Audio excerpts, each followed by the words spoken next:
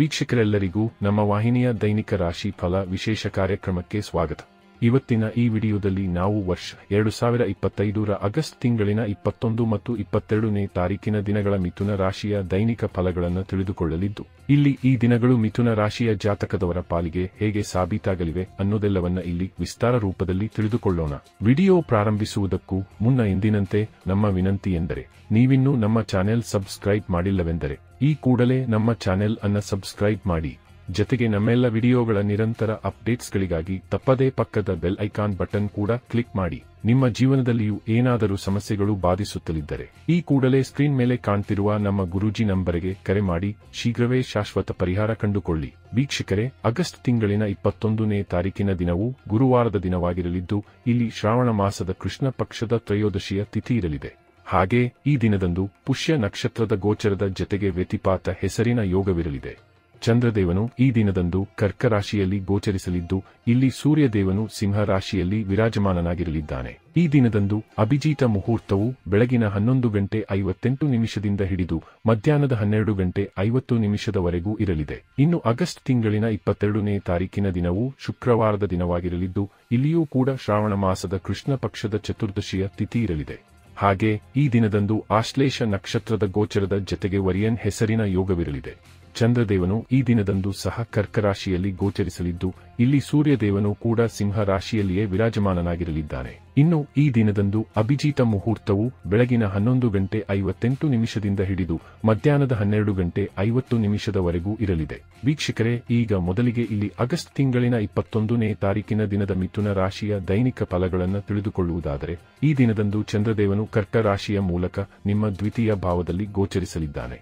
ಹೀಗಾಗಿ ಈ ಸಮಯ ನಿಮ್ಮ ಪಾಲಿಗೆ ಖಂಡಿತ ಮಹಾಭಾಗ್ಯಶಾಲಿ ಸಮಯವಾಗಿ ಸಾಬೀತಾಗಲಿದೆ.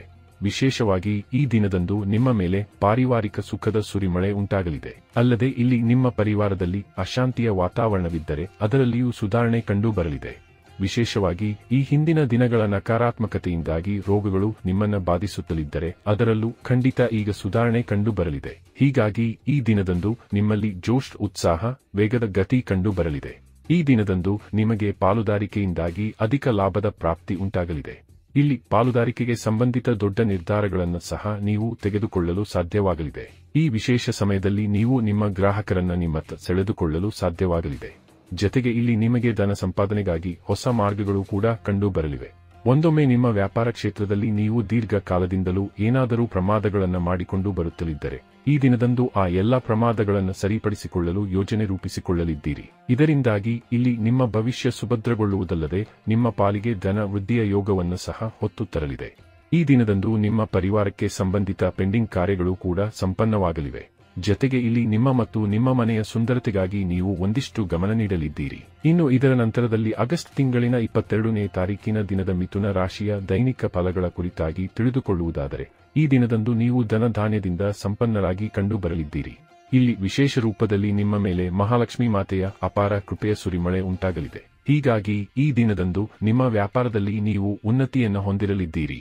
ಇಲ್ಲಿ ನೀವು ಆದಾಯದ ಹೊಸ ಮೂಲಗಳನ್ನು ಹುಡುಕೊಳ್ಳಲಿದ್ದೀರಿ. ವಿಶೇಷವಾಗಿ ಇಲ್ಲಿ ನೀವು ನಿಮ್ಮ ಆಲಸ್ಯತವನ್ನು ತ್ಯಾಗ ಮಾಡಲಿದ್ದೀರಿ. ಇಲ್ಲಿ ನಿಮಗೆ ಪಾರಿವಾರಿಕ ಸುಖದ ಪ್ರಾಪ್ತಿಯೂ ಕೂಡ ಉಂಟಾಗಲಿದೆ. ಇಲ್ಲಿ ನಿಮ್ಮ ಪರಿವಾರದಲ್ಲಿ ಗೆಟ್ ಟುಗೆದರ್ ಅಥವಾ ವಿಶೇಷ ಕಾರ್ಯಕ್ರಮದ ನಿರೀಕ್ಷೆಯೂ ಕೂಡ ನಿಮ್ಮದಾಗಿರಬಹುದಾಗಿದೆ. ಈ ದಿನದಂದು ಕನ್ಸಲ್ಟೆನ್ಸಿಯಿಂದಲೂ ನಿಮಗೆ ಲಾಭದ ಪ್ರಾಪ್ತಿಯಾಗಲಿದೆ. ಜತೆಗೆ ಇಲ್ಲಿ ವಕೀಲರು, ಸಲಹೆಗಾರರಿಗೂ ವಿಶೇಷ ಫಲಗಳ ಪ್ರಾಪ್ತಿ ಉಂಟಾಗಲಿದೆ. ಇಲ್ಲಿ ಬ್ಯಾಂಕಿಂಗ್ ಸೆಕ್ಟರ್ ಕೂಡ ನಿಮ್ಮ ಪಾಲಿಗೆ ಫಲದಾಯಿಯಾಗಿರಲಿದೆ.